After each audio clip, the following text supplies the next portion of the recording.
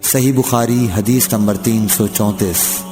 حضرت عائشہ رضی اللہ تعالی عنہ نے بتلایا کہ ہم رسول اللہ صلی اللہ علیہ وسلم کے ساتھ بعض سفر غزوہ بنو المصطلق میں تھے۔ جب ہم مقام بیدا یا ذات الجیش پر پہنچے تو میرا ایک ہار کھو گیا۔ رسول اللہ صلی اللہ علیہ وسلم اس کی تلاش میں وہیں ٹھہر گئے اور لوگ بھی آپ کے ساتھ ٹھہر گئے، لیکن وہاں پانی کہیں قریب میں نہ تھا۔ لوگ حضرت ابو بکر صدیق رضی اللہ تعالیٰ عنہ کے پاس آئے اور کہا، حضرت عائشہ رضی اللہ تعالیٰ عنہ نے کیا کام کیا کہ رسول اللہ صلی اللہ علیہ وسلم اور تمام لوگوں کو ٹھہرا دیا ہے، اور پانی بھی کہیں قریب میں نہیں ہے اور نہ لوگوں ہی کے ساتھ ہے۔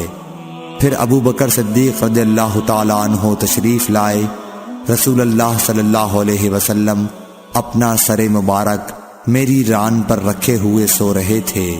فرمانے لگے کہ تم نے رسول اللہ صلی اللہ علیہ وسلم اور تمام لوگوں کو روک لیا، حالانکہ قریب میں کہیں پانی بھی نہیں ہے اور نہ لوگوں کے پاس ہے۔ حضرت عائشہ رضی اللہ تعالی عنہ کہتی ہیں کہ والد ماجد رضی اللہ تعالی عنہ مجھ پر خفا ہوئے، اور اللہ نے جو چاہا انہوں نے مجھے کہا اور اپنے ہاتھ سے میری کوکھ میں کچوکے لگائے۔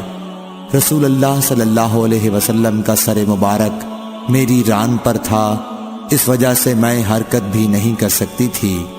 رسول اللہ صلی اللہ علیہ وسلم جب صبح کے وقت اٹھے تو پانی کا پتہ تک نہ تھا۔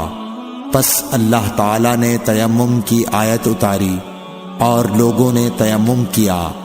اس پر اسید بن حذیر رضی اللہ تعالیٰ عنہ نے کہا کہ اے آل ابی بکر، یہ تمہاری کوئی پہلی برکت نہیں ہے۔